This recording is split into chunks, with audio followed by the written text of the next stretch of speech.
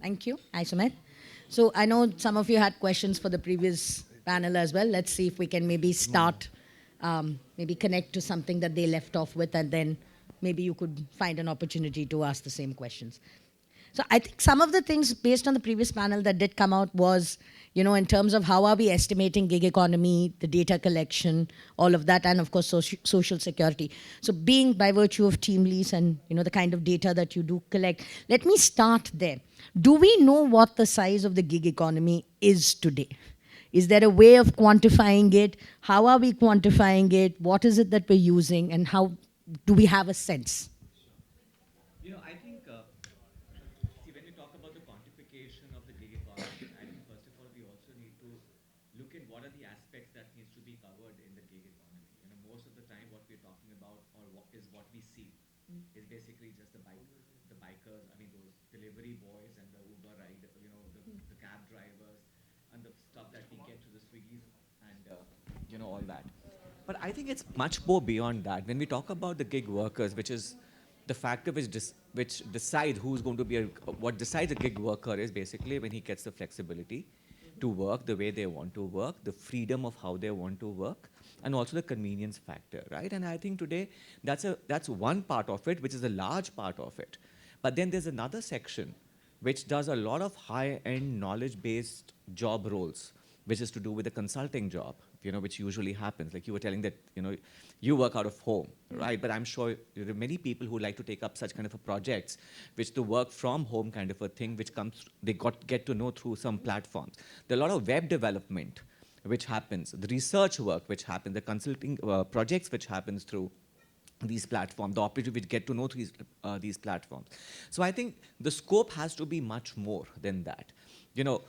How you quantify it is first you need to understand that what are the elements which is going to be the part of the gig economy. I think that's very essential to see. That obviously today when we look at the current state of affairs, while all the reports, and I think that's how we also go by doing it, is that it's estimated to be about 500 billion with about almost 8 million people that they are, employed in this section. But again, what's the methodology for this is very difficult because again, I go back to my case, with what constitutes the gig economy. So it's very difficult for you to assess. As we were just talking a while back, that legally there is no definition of a gig worker. And here we're talking about a gig economy. So I think we really need to start at a ground level, understand what's constitute, who are the part of it, and that's how you will be able to get a right estimation. Yes, if I were to look at today from let's say from Teamlease point of view, because we are basically concerned about the workforce, today when I am going and meeting some of these organizations, I think again the job roles are so varied, Obviously we try to look at, then there's this cloud kitchen, which kind of comes up, it says that, okay, can you have people coming in? Obviously when you see, like Kumbh Mela, for example, is happening right now. Now, Kumbh Mela has a huge amount of gig workers deployed there.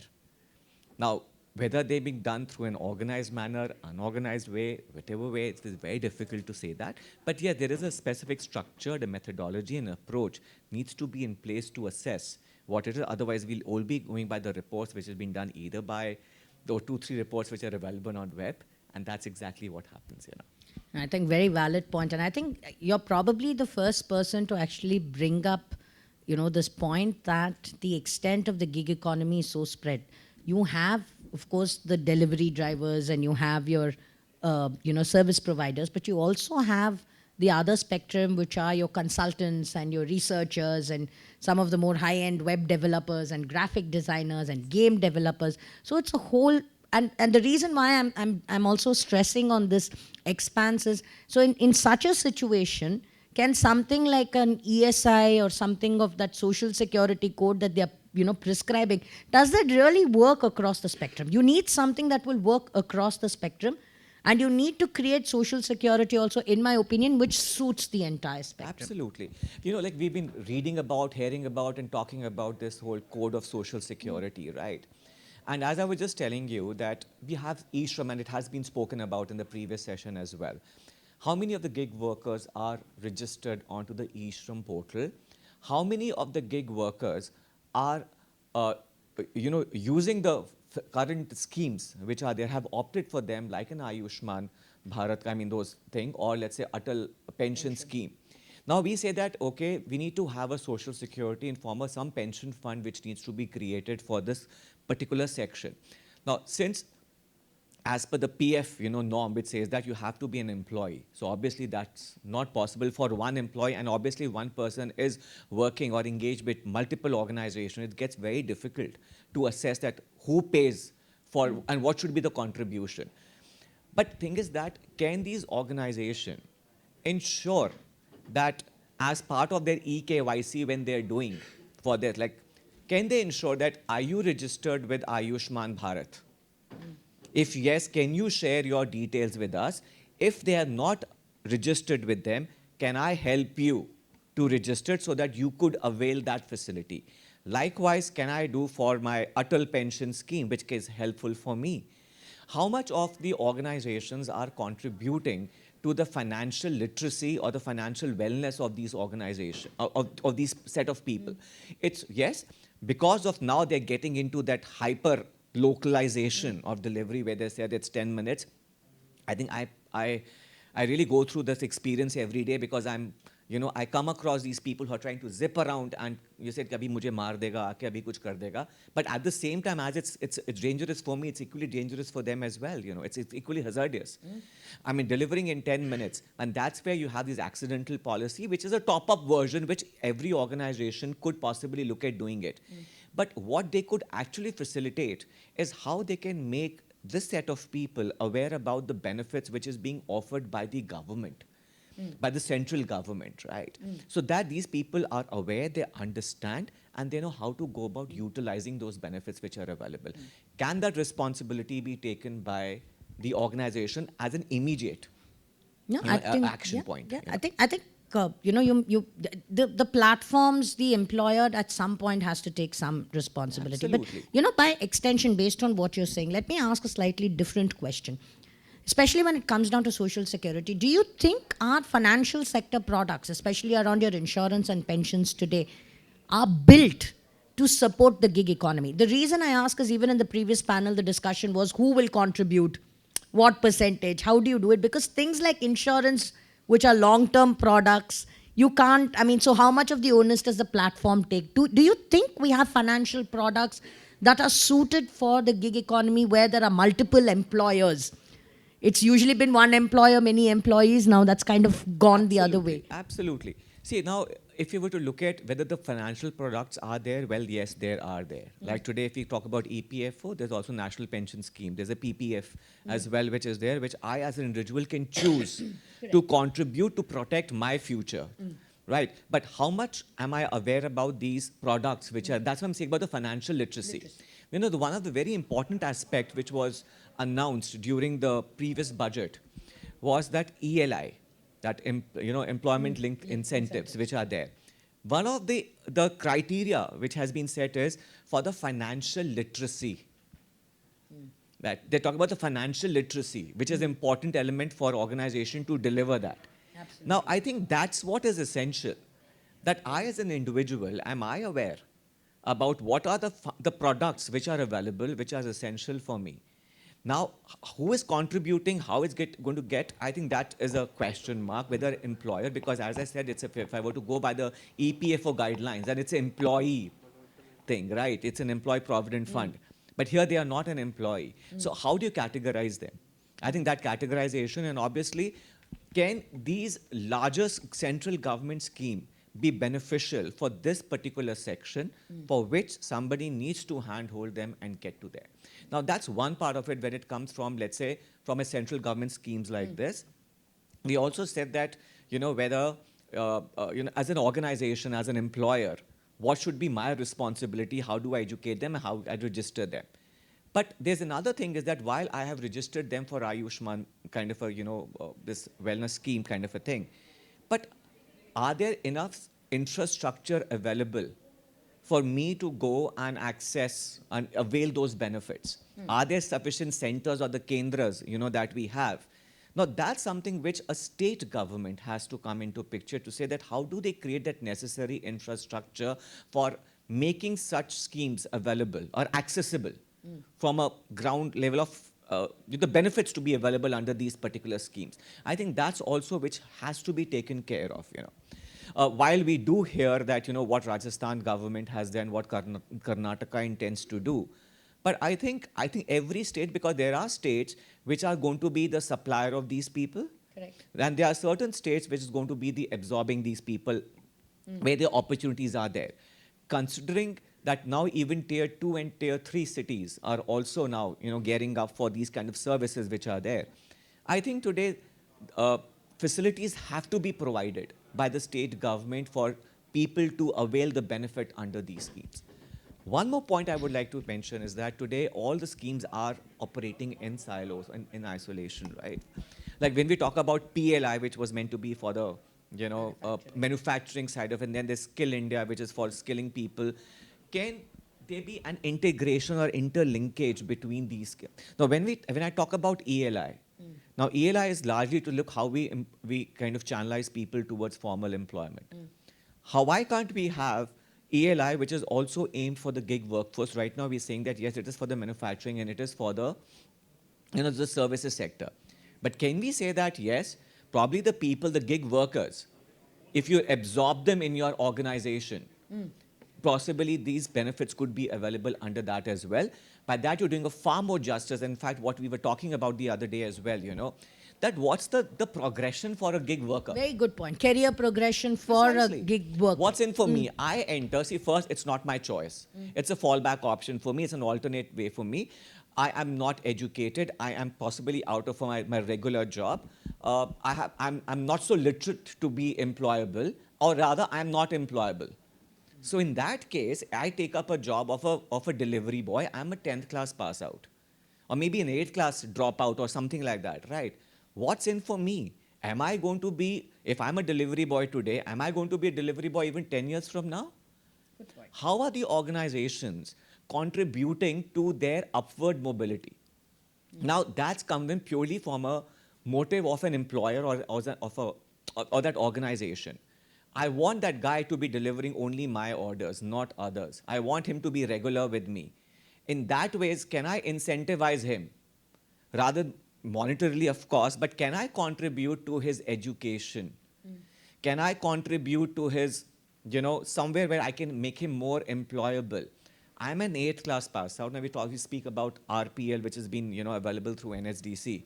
Now that RPL gives me a certain standing in terms of my skill literacy, right? Or let's say it's my skill capacity or whatever, But let's talk about if I were to enroll that guy to a higher education, can I make a 10th class or a 12th class pass out a graduate, which can help him?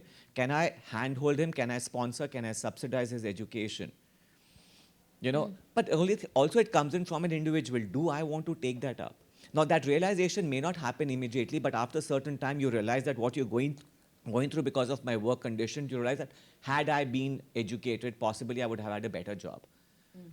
So that's how can organization contribute to their career growth and career progression. I think that's something which is very critical. Yeah, and I think that's also a very big missing chunk in the conversation around gig economy, because somewhere we're also, I think, mentally kind of resigned to the fact that, okay, here we're creating opportunities for a whole bunch of people, particularly with the blue collar jobs. That's right. And kind of pat ourselves on the back and say, look, they weren't able to do anything, but here they are. But the assumption that you're making that's not really being explicitly stated is that they will kind of remain in that level for as long as they stay employed. So I think this conversation maybe should be happening more in terms of what is career progression. Obviously, the choice is theirs, but the lack of choice shouldn't be a reason why it doesn't happen. And I agree with that completely. But from an employer point of view, and I think with most conversations about gig economy, I think where policy making is also kind of flummoxed is because of the entire structure that you have multiple employers. And somewhere then it becomes a question of, unfortunately, quote unquote, return on investment. So here's a person who's working across multiple platforms. So why should I invest so much?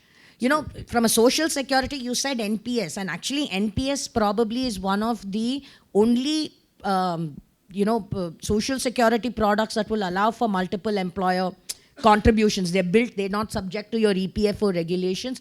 And maybe working with NPS will create a framework where multiple employers can actually contribute to the fund and the employee can when they want.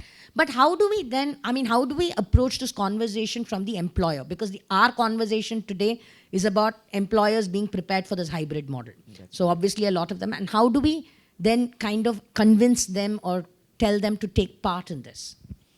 See, purely I would say again from a engagement point of view. See, what's in for an employer also what we need to look at it. What is their motive and why they should be contributing. But what is it that they're expecting in return? They're expecting a longevity, the better engagement and the productivity. They are the two only objectives that any organization would look for. And if they are able to fulfill these two agenda points, obviously they should look at can these factors of their contribution to NPS or their career progression, can they gain some assurances? While there are no guarantees anyways, but can they still minimize the chance of that attrition, as we possibly say, or improving the chance of the productivity of that particular person, they're gaining their loyalty? Because I think we purely have to look at what is the business motive for any organization. Right? I would not say that, I'm not sure whether how many of them are profitable, where they can say that can they use their CSR fund? Now that's again a question mark under that. Whether it's even permitted or not is a big point. No, because they're not their employees, so they can. But the fact is that if they are profitable, because then it's mandated that you have to spend 2% of your net profits onto the welfare, or this can be one of the areas. But as I said, consider whether they are profit making or not. But otherwise, that's how they have to view it. They have to view it from their business gains, what they're going to achieve if they are able to contribute. Are they going to really get their loyalties, their engagements, and enhance their productivity? Well, it's a gamble. They do the similar thing for a regular employee as well. They end up hiring a bad guy. They may end up hiring not a productive person. What happens? The people do leave. Correct. But it's a bet worth, the thing worth betting on, No, and I suppose the law of averages works as well. Somebody does it here for you, somebody does it there for somebody else, and somewhere, you're just... Because what I like about what you're talking about more than anything else is, especially given our employment challenges and where there's such a huge mismatch between jobs being created and finding the correct people for the jobs, you at least have a whole set of people who are constantly being upskilled. And exactly. Can eventually be brought into the entire your full-time work framework, absolutely. I suppose. Nirupama, in fact, that's exactly what I was talking, some time back with you, or yesterday when we spoke, is that can gig platform or let's say these gig jobs, become a foundation for people to up their employability quotient? Almost like a feeder. Absolutely. This becomes a feeder. This becomes like a mezzanine layer. Correct. That this becomes a feeder to your mainstream employment, or let's say the regular employment. You tend to gain you really tend to gain your cognitive skills, which are very, very essential, obviously. But again, we have to differentiate that skill set as well. What is this job contributing to me, or let's say that organization contribute, which will lead to me a more meaningful job rather than a menial job. It's not that after being a delivery boy for so long, I possibly get to a full-time job, but it's more like a very low-end job. So what's for me, is it really a progression? Or it's just like an eyewash for me, just to show that, yes, I've been into formal employment. The way to look about is that, is he really getting into the minimum wages? What kind of a premium is he getting in? What kind of a job role is he getting in? What are the skill sets which are essential? And that's what the employer, he himself, should gain. But yes, as I said, that let these gig jobs become a platform to build their own employability factor, which helps them. Now, yes, we always think that what is employer contribution, but there also has to be a will factor as well. Correct. I, as an individual, do I really want to do it? Or I'm one of this guy, listen, I have to just kind of sustain myself. Am I really aspirational? That's another thing. Otherwise, we do have platform like a Swayam.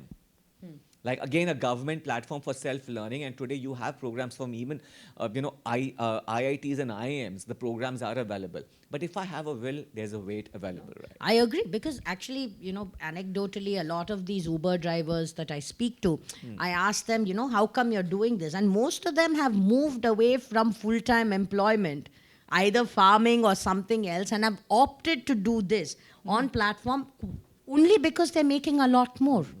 So, and if they're making the money without having to put the education behind it in that sense, as you say, I mean, there needs to be a will and there needs to be a reason for them to do it. And if they don't need it, fine, but at least have the option for those Absolutely. who want Let the to. option be available. Absolutely. Whether they want to avail it or not, it's purely their choice and prerogative. Absolutely, I agree. Let me ask a little more of a contentious question. There's something that I've always kind of brought up, especially from an employer point of view.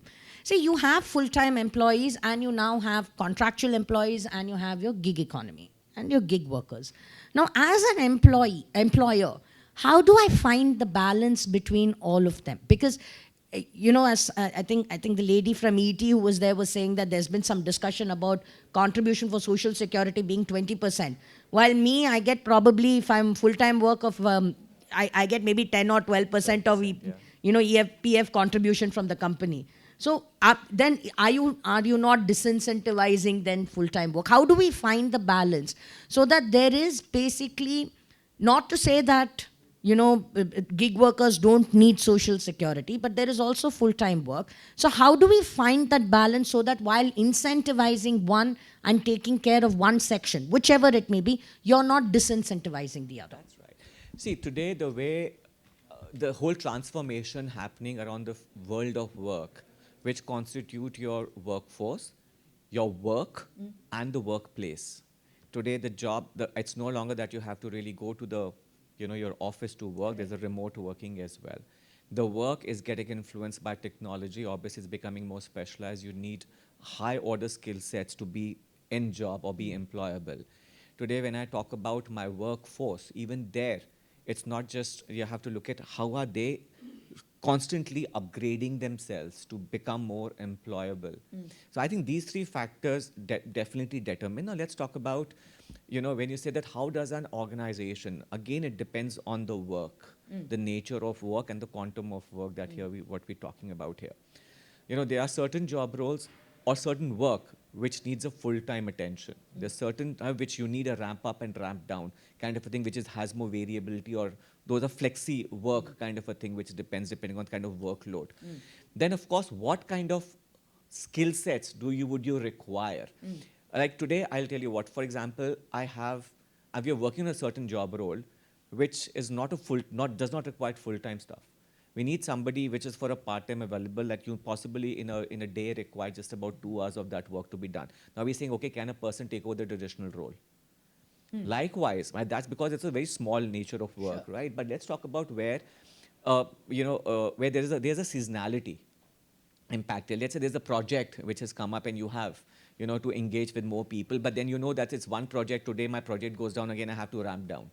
So I think depending on the nature of the work, you decide what kind of a job roles are there, you decide what's the kind of volume of people would be required, and basis that you need to take a call, and that's how you kind of come up with that balance, which is with the permanent. That's why even today you also have, right? Today you have your your permanent workers, your flexi workforce, then you have your trainees, and that's how you decide here.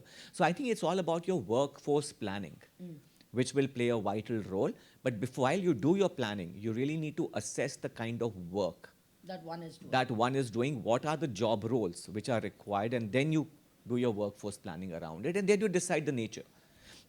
It's like getting somebody full-time, and then you realize that, you have to again, let him go. Then are you really jeopardizing his career? But can I take an additional as a project for me? I can do multiple projects at the same time. Like, I come across a couple of journalists, in fact, very recently, They said that, listen, we are happy to be a freelancer rather than being full-time working with one publication, doing only one set kind of a thing. At least at this, I have a variety of work to do, So that's another area to look at, No, fair. Yeah. Very true. Yeah. Very true. Let me ask, let's take a slight shift in terms of what we're talking about and look at female labor force participation. I mean, that's also been a very active topic of discussion. And, you have certain gender biases that exist in your mainstream full-time employment, whether it's been, the differentiation in pay, whether it's hours, whether it's in general treatment. Do you think gig economy somewhere has helped women solve for these in terms of the flexibility that they have, or do you think the same issues have somewhere percolated here as well? When you talk about has it done any justice to the women workforce, definitely yes. Well, are there still the nuances of the traditional work continues to hear, yes, both. So both. Both, that's right, because now you realize that how the jobs which can be done remotely, women need not be in urban area, they can be qualified, they could be skilled in somewhere remote, they can take up those assignments and fulfill those projects or those assignments. Let's talk about, when we talk about the deliveries and all the regular, even low-end jobs could be done there as well. So definitely the scope has improved. We also see where women, after a certain stage where they have to strike a balance between their work and their personal life, how they are able to manage that.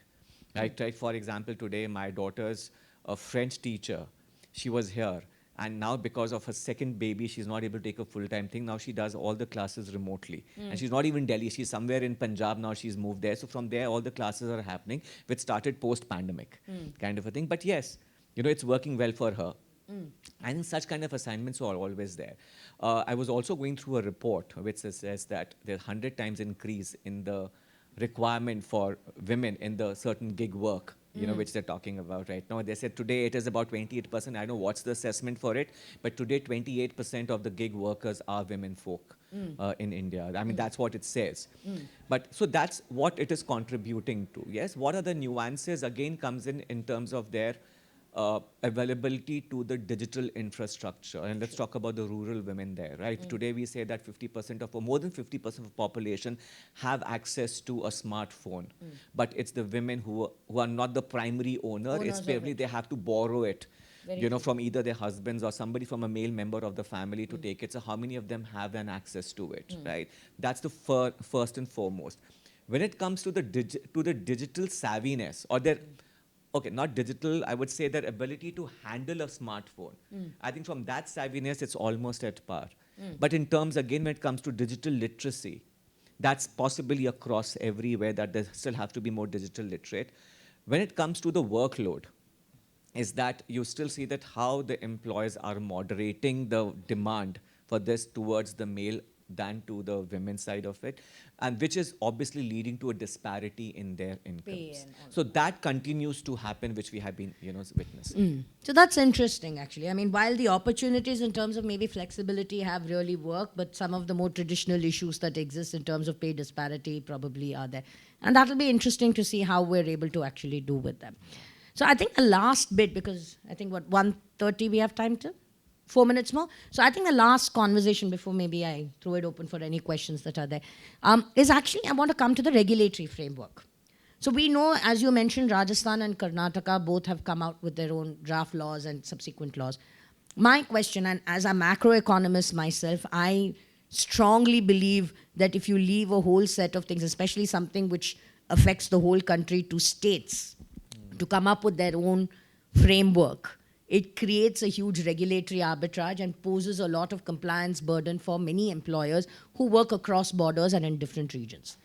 But employment and labor traditionally is part of your, state list. Right. So there is an issue there. I mean, usually this has been circumvented when the center comes out with a kind of a model law, which then states adopt. So my question to you is, what is your opinion? I mean, do you think central legislature through some way that we need, which states adopt, or a way to kind of put gig economy and bring it somewhere into your central list or concurrent list at least, and not exclusively state list, so that the center has some say over it happens? Or do you think states should be allowed to kind of come up with their own versions and pitfalls and advantages of either of them? So I think states have come up with a top-up version for what the state anyways is been doing. So first of all, yes, when it comes to the central stuff, the schemes which are there, how states are, whether they are in agreement or not. I mean, we've seen a huge thing coming, resistance coming from NEP as well. Some states say, listen, we don't want to adopt NEP. But I think that's where the disconnect is, and that's where the concurrence has to happen between the state and the central government to see that what's in for them on a larger broader aspect, rather than just being very myopic about all these things. But I think what the states could do is to look at how they can implement or facilitate the implementation of the central government schemes. At the same time, what can they do from a state level? Like many states today, and specifically I'm coming from skill area because that's my domain. We've seen that there's a central government schemes, but at the same time, each state is now taking their own initiatives whether it's monetary and non-monetary initiative to ensure how they can, develop that skilled workforce. Likewise, if they really have to look at from a getting them into the formal economy, how do they formalize, how do they ensure that the livelihood of the citizens of that state can be improved, which directly or indirectly impact the economy of that particular state. I think those fiscal inclusions needs to be introduced by the state. That's for sure. As I was saying, can they develop that infrastructure? Specifically, when I talk about those kendras and the centers for people to avail, it should not that yes, I have my Ayushman Bharat ka card, but I do not know how to go. Then I have to stand in a queue. I've been ill-treated or something like that. I think those are the ground level execution nuances which the state can really contribute and And develop. Absolutely. Yeah. No, I think that's fair. Questions? I got. Okay.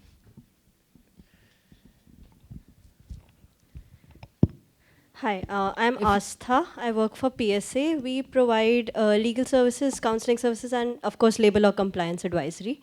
So my question is regarding gig work. So whenever we think of gig workers, we tend to think of them as delivery boys and, like as they mentioned, in the beauty industry. But even let's say an individual who's assisting in training an AI model, that is also gig work. When you look at like people who work for these startups and provide customer services, they are not having exclusive contracts. So that also would fall within the definition of gig work. And I feel gig work is evolving to kind of subsume all jobs effectively. Like it's in the nature of gig work that soon even our jobs might turn into gig work. So given that that seems to be the evolving landscape, do you feel that there needs to be a broader discussion on having universal social security? Or is there still some value in trying to effectively define what gig work is? So I think that's exactly what I've started off that. I think you need to define gig work and the scope of and what gets covered under the gig work and the gig workforce. I think that's something very essential. As you rightly pointed out, that even our jobs could become the gig jobs as well. And that's when I said that how the work is also transforming in times to come. People want that flexibility, that freedom. And specifically with millennials now coming in, they definitely want that freedom to work. And that's what we have seen. So, well, the thought is very, noble to say that, we have a universal, scheme, something like that. And many countries have that universal pension scheme, where it's available to every citizen. Kind of some pension or a social benefit or a medical benefit is available. Maybe in times to come, yes, we may have. Probably it's your Ayushman Bharat becomes one universal, kind of rather than everybody going for an ESIC or a medical or something like that, where you'll always have a private thing. But those, yes, we could have in times to come such kind of benefits. Just on the universal social security or your universal benefit payment, I've done the math. It doesn't work in terms of the size of economy we have. How did I do the math? You look at all your central sponsored schemes that the government currently spends on. You look at all the state spending, add all of it together, because then you say that much I'm not going to give you. Divided by the population, you basically get something around 8 to 10,000 almost in some cases a year, which was, we did this calculation about 5-6 years ago, but it's very small and it doesn't really secure you against anything. That being the point. I think it's a great idea, but for a country with a population this large, sometimes the math doesn't really work. But I've told you the methodology. Go try it out yourself and see if it works. It's always been a constant debate. I think you had a question. Yes, please. Thank you so much. My name is Kanashka. I'm working as a talent strategy expert in a marketing company. So my question is that why do you think is the main reason more people are choosing gig work in today's economy? And like as an HR, like I'm the head of the HR department. So as an HR, what can I offer to my employees to keep them loyal and prevent them from freelancing, the need to do freelancing or work for other companies? Like it's like a nightmare for me to handle that, and I'm facing a lot of challenges to do. So obviously we heard about moonlighting, that a lot of people were doing moonlighting, and why they were moonlighting was because they wanted to earn, they were not happy with the kind of compensation. One of the very interesting thing, which again a HR head of a big IT company, he mentioned to me, because it was seen largely in the IT company. They said what people are looking for an avenue to earn money, additional money. Can I give him that opportunity? Which means that if I have certain projects, can I throw open to them so that they remain within the company? Can they take up those projects as and when they want to do? I mean, obviously, if their bandwidth allows them, and they get to earn more money. Their agenda is only to earn more money, no? Rather than looking for that opportunity outside.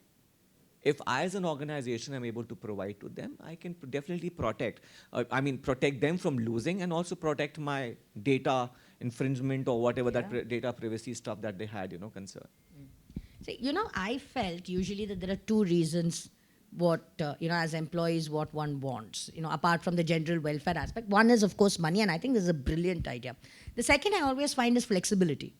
And I'm speaking from my own personal experience. Somewhere, if, when I moved to Delhi and I started my first job, I was living by myself. And when you're living in a country like India, you have constraints like when the water comes, I need to be around to switch on the motor. My gas guy will come and deliver gas. It's basic everyday issues. And most of these happen on weekdays. Now, if I need to be around at home at 10 o'clock and I can't come into work at 9:30 because my gas guy is coming or I have a plumber work, that flexibility is something most people don't offer. Now, I hoped COVID would be something that taught us that amount of flexibility. And when I was heading an organization, we did try that and it worked very well, where I said 40 hours a week, do that. I don't care where, when, and from how. Here's your deadline. Give it to me by then. Work from where. It worked well from even a morale point of view. Maybe that's something that I don't know how feasible it is for incredibly large organizations, but I know many people have tried it and it works well. But I think it's more from a, like today, which company was it? I think TCS said that now they have almost 100%, people work from office kind of a thing. There's recent stuff that came out last week, But I think what really drives people, let's say today the millennials, again, I would want to quote them only, because everybody is today looking for is freedom, flexibility, and convenience factor. Absolutely. I think all of us actually look for it. Many people today say that, can I just work from home rather than, struggling with this traffic of 2 hours going to my office and then coming back. Is that productive or that's counterproductive for me? Or going to office is counterproductive for me. So I think the multiple factors to this particular thing. But yes, largely it's the flexibility, freedom, and convenience are the three factors which says that, okay, should I be taking, for people to get into, an assignment-based jobs. I suppose to reduce your attrition because of any of them as well. Yes, please. My name is Atish. Gig working is one of the my name is Atish Jain. I am from Choice Connect. We are there in financial services specifically. Gig working is one of the aspects which is kind of limited to very specific industry like food delivery and these kind of industry. I'm talking from a different perspective. When a brand tries to onboard workers in kind of a gig or contractual employment, where we are ready to engage them in terms of extra benefit like insurance or wellness benefit, but there's a risk from the compliance point of view, or regulated entity point of view, and there's a brand risk also. So just wanted to understand your opinion on this. What's the regulatory risk? So if you employ them as a gig worker, kind of, since you don't have a complete control over the employment, whatever deed or whatever work they do, the risk or the regulatory risk falls on the organization only, be it KYC risk or something accountability, like that. Accountability, etc. yes. Okay, interesting.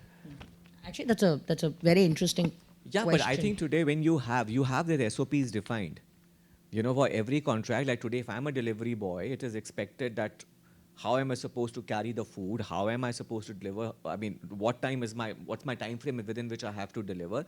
Those are the stuff which the individual has been taught upon. I mean, he's been taught so that he's delivered within that. Obviously, there's a repercussion if he doesn't deliver within those guidelines.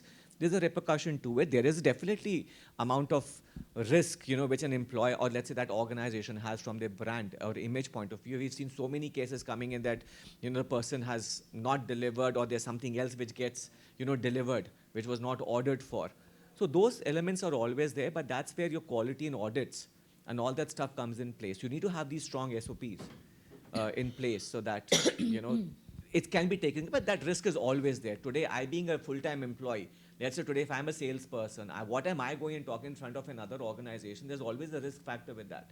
But I think it's more of an individual sensibilities and accountability which really matters, and the maturity that matters, because he knows that if he frequently shows that changes and the why he's not doing that job, he could not be in that job for a long time.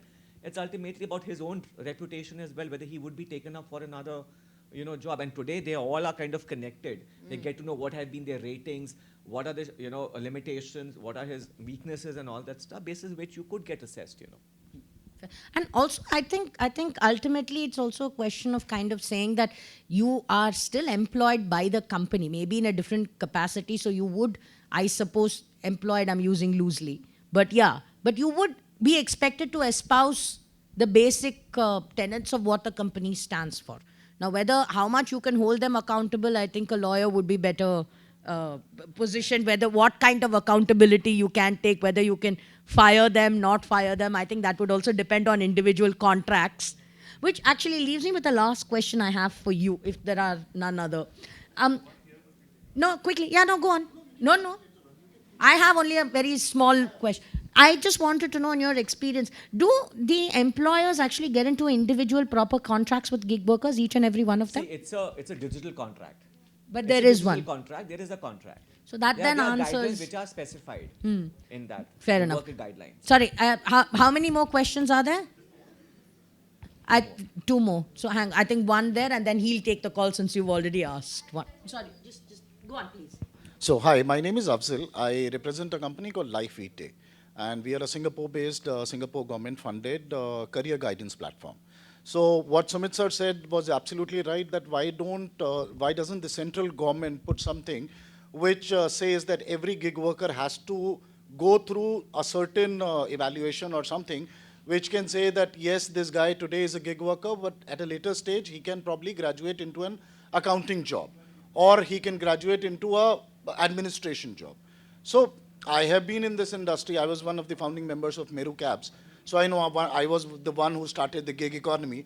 So people leaving their jobs from a engineering background used to become gig workers. And just because what you just said, because of the flexibility of the hours, they were trying to. But do they want to become something else in their life is a question mark, which nobody till now has done. So, is there a policy which might come into place by the government which says that we will evaluate each and every gig worker at a later stage? I Exactly. doubt it. Yeah. Also, because I don't think the government is in a position. I don't think the government I can think do it. Yeah, but the volume But the of the work. employer exactly. can, I suppose. Employer should. And I would should. say that. Employer should. Employer should.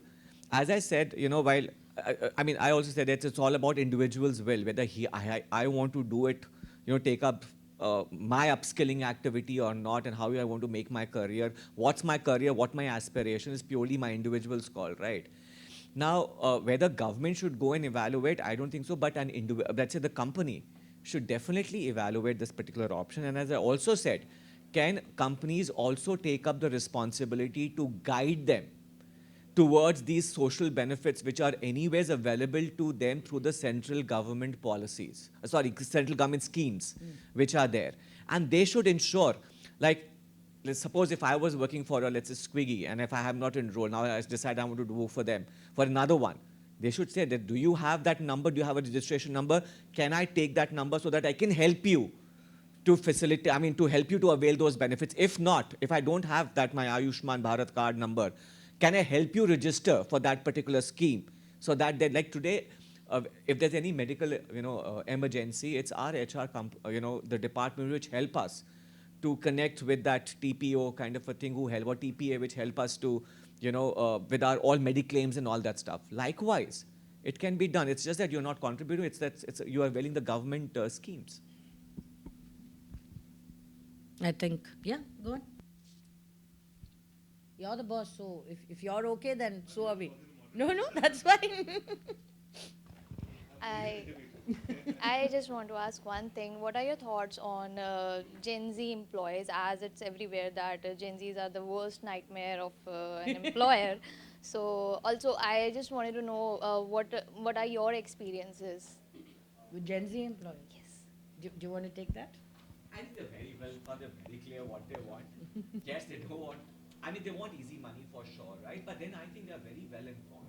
They know, how they want to go about doing it. But yes, as I said, they are very choosy about what kind of a work and how they want to work. I think these are the elements which come into it. Yeah. I think that's all. Well, they all, because probably we are from a different generation. I agree. Obviously, we chose a work for a specific reason. For them, I think they're very clear about what they want to do and how they want to do it. Yeah. Go on. Is it okay? Go on. Question really, but just a thought, based on the last panel in this one. Hi, I'm Isha. I work for Ikigai Law. I just had a thought. It wasn't a question really, but it really comes down to where we place the value in the work we do. Is the value, for instance, and when we're talking about the gig economy, is the value in the delivery itself, or in the product itself, or in the service? Where does it come from? And when we're talking about, colleagues or people entering the workflow saying this is important to us and this isn't important to us, it's a question of where they're placing the value of the work. And I think that kind of idea just really began to take shape during the pandemic when we started questioning standard paradigms of working and formality. And we'll see that moving forward a little more. I wonder if that's something that as a team you're all grappling with, or No, certainly, yes. At least I faced that in the past, and I think it's very true because you prioritize, and to even answer her question, that prioritization across generation also is different. I saw, for me, unlike for my father's generation and mother's generation, it was about wealth creation, wealth preservation. For me, it is about financial independence, stability to a large extent, not as much as wealth creation maybe for the next generation that I have. For the more recent generations, whether it's millennials and more so with Gen Z, it's about instant gratification, but not in a bad way. It's basically a YOLO concept. You live only once. I'm making the money. I want to enjoy. So welfare, self-awareness, self-welfare takes such a huge priority. So I think that shift is generational and that's natural. And as you said, we have to learn to live with what we have around us and change HR if you need to accommodate for that. We keep telling our parents get more up to date with use of technology. It's the same thing. So I suppose it's just being current and being updated and with your hand on the pulse to see what drives them. The simple word, just be adaptable. Be adaptable. I think that's pretty much it. Anyway, thank you so much. I think it was an incredibly interesting conversation. Thank you, Sumit. I think the three things for me as takeaway was certainly career progression, and I think more conversation around that.